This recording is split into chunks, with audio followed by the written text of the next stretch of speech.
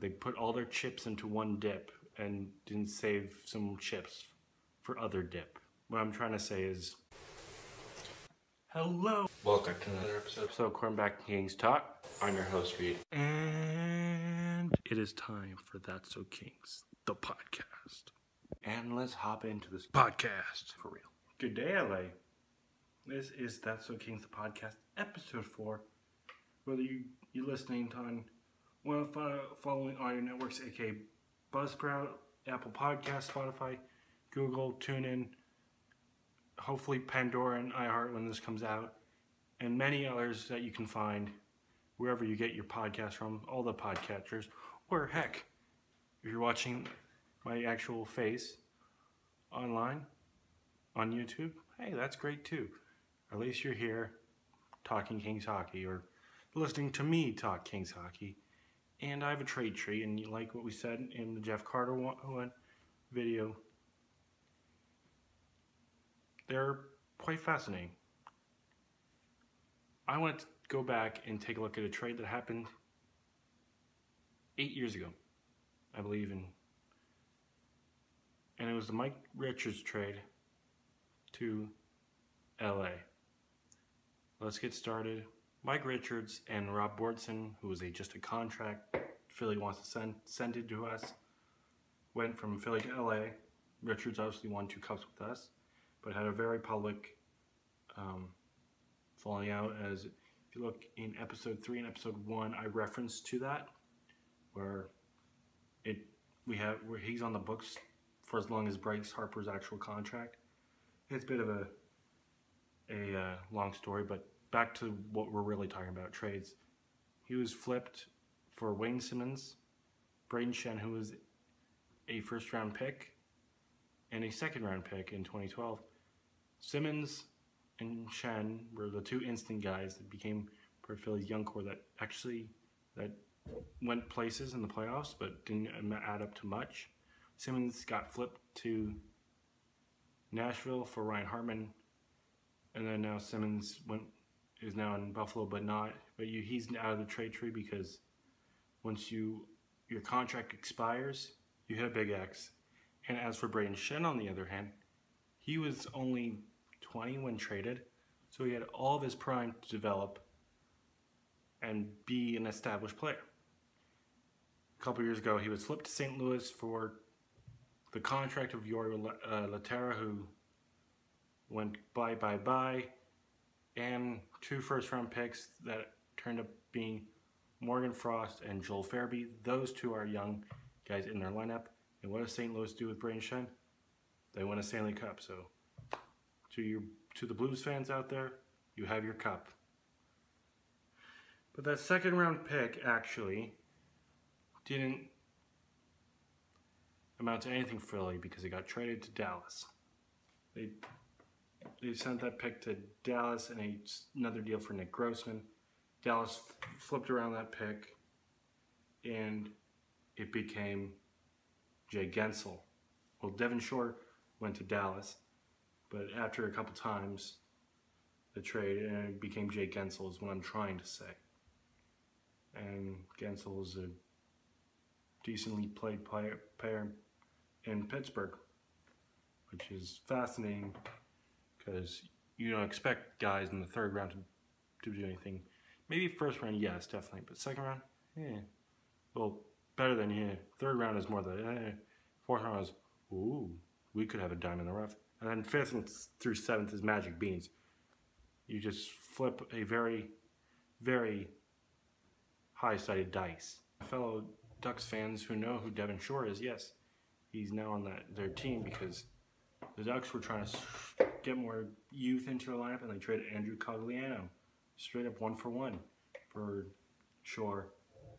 And then that pick that became Gensel was actually flipped from Dallas for a 3rd and a 5th. Just not that interesting, except the fact that 2 guys, there's actually 2 NHL contracts going each way. Brandon Morrow and Joe Morrow, I believe. And as we know from, I believe, the last trade tree Joe Moore was affected in the Tyler Seguin deal, and that progressed on. Hopefully, I think my feeling is that Boston is not really reaping the rewards since most of their players got dealt or just left in free agency. Big X in terms of you know, ending the trade branch. But two guys came out of that from that Boston deal that had a future trade, and that was Riley Smith and Jimmy Hayes. I don't know if I specified in this video, have I? Of course not, because I haven't yet. I mean, talk about it in the episode 2 where we talked Jeff Carter. If you're on YouTube, I might put an iCard up there. But Jimmy Hayes was flipped to the Florida Panthers for a couple picks, didn't do anything, and then Riley Smith was flipped with a expiring dead weight contract to Florida, and then he got flipped to Vegas in the expansion draft for a 4th, and he's been unreally good, as the Kings fans know. He's leading up a pretty good second line. But that 2018 4th, just that little 4th, actually changed a little something. It eventually went to San Jose in the Mike Hoffman deal, the second one. Remember, Hoffman was dealt to San Jose with a late round pick for 2 guys, which one was just a contract filler, the other one was an AHL guy. I think Ottawa just wanted to get him off the books because there was some very controversial thing at the time, but he gets flipped to Florida. Going to Florida was Hoffman and a late round pick, but San Jose got a 2019 second and a couple other mid-round picks. That's the big one here, the second rounder, which in my opinion, that's where they messed up. I think they should have kept Hoffman. If you wanted to go for it now and not just get a contract off your books, granted, you're doing Florida solid by not just directly going with Ottawa. I'm thinking maybe there's something weird and also strange. You remember the Milan Lucic deal that I talked about last episode? I'm going to take a look at that and probably a future video talk about a key piece that has done interesting things in the league. I'm talking about that San Jose could have used him for their playoff runs, and I wonder if more offense would have helped him this shortened year so far. By all means, we don't know what's going to happen next. That second round pick came back to what I was saying, was involved in a massive deal with Mike Hoffman's former team, Ottawa, but not for Anthony Duclair, not for, at the time, Jean-Gabriel Pageau, not Mark Borowiecki, not Craig Anderson. They could have used him this year. I'm talking about, at the time, Erik Karlsson, basically the guy that Drew Doughty was trying to compete with for Norris trophies, and I don't know how he has 2 to Doughty's 1. This is opinion. If you're on YouTube, let me know in the comments. If you're not on YouTube, but you're on those many podcatching networks, I strongly suggest you hit me up on Twitter at @SoKings. Both that, between that and so and pod and Kings are underscored, so it's that_so_Kings. Hit me up and think, why does Erik Karlsson have 1 more North in front of Drew Doughty than Drew Doughty? But what am I talking about? I should get back to the deal. Exactly. Erik Karlsson, hold on, I need to read this off a piece of paper because it's quite funky. To Ottawa for Rudolph Balcers, Josh Norris, Dylan DeMello, Chris Tierney, a 2019 first, if certain situations happen, which didn't, that went to Buffalo and then went to Anaheim in some other trades. Actually, I'm wrong. It's actually the 2020 first. That's this year's whenever we get a draft and whatever happens with this year. And that pick could be game changer, and Ottawa could have a top 10 talent. Hopefully Lottery balls help us and not them. Granted, they play themselves, and it's also a 2019 second, and that 2019 second was Florida's. And they flipped it to Carolina, and Carolina selected a guy who sounded like a possible villain in a Batman movie. Mr. Jameson Reese, or as I like to call him, Mr. Reese. Sounds like the Riddler. It's not relevant to this guy's hockey career or anything. It's just a fun name to say, Mr. Reese. And that pick got Ottawa a goalie of the future and all that. I'm just fascinating. They put all their chips into one dip and didn't save some chips for other dip. What I'm trying to say is they put too many eggs in one basket. You should have saved some eggs for other people to pick it up. Analogies, anything else. Analogies are fun that way. Now, I think the Kings did win the Mike Richards trades initially. I believe that we got our 2 cups. That's fair. Cups are good. Cups make memories. Yes, they did make memories for me. But also St. Louis won this deal because they got the better player in Braden Shen at the time in 2016. We don't know how those 2 prospects are going to be for Philly. I'm also shocked that it led to the Erik Karlsson deal.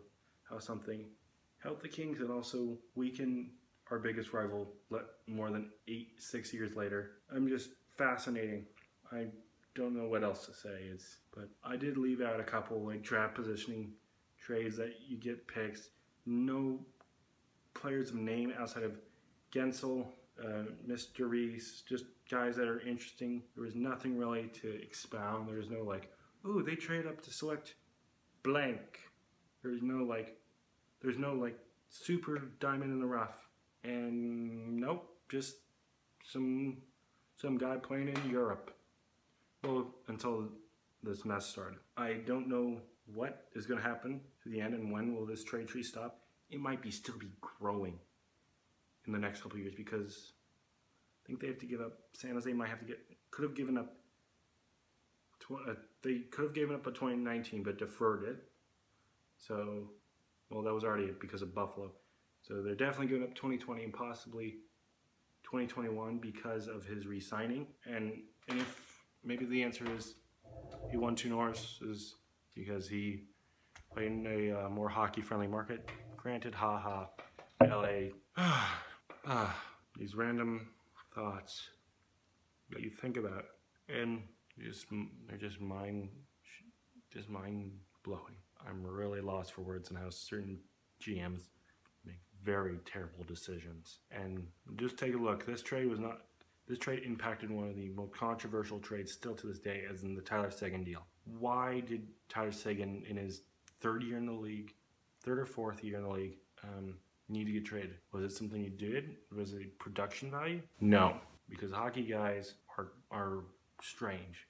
They say they didn't fit into their culture. What is culture? I think it's their style. So yes, that is true. Seguin is not a 6'5" tank who will check you into the boards a la Milan Lucic, but he is a modern NHL player, and he is fast, and he is furious, and he is built for speed. And I think they're okay with it now, but at the time, it's still weird. I mean, now it's fine and still weird to talk about, but at the time, it was somewhat valid because of the off-the-field issues. I guess you need to move on to see how you really are. That is it for this video. Wherever you are watching or listening, either on YouTube or on your favorite podcatcher, whether it's Spotify, Apple, Stitcher, Ectica, as in anyone else I forgot. I personally thank you for listening, and tune in next time, whether live on video or on the go in your earballs, when we hopefully take a look at what's going on to finish up this year, from both the Kings side and the hockey fan side, and hopefully we can find out who's the 2020 Stanley Cup champions. It definitely ain't the Kings, but I appreciate you listening. Again, that is it for this one. Thank you all for watching. If you're on YouTube, you know what to do. Like, subscribe, post notifications, share it with your friends, any of them. If you're on audio, leave us a review wherever you take your podcast. And I need to charge my phone, I think. I'll see you in another video / podcast. Goodbye.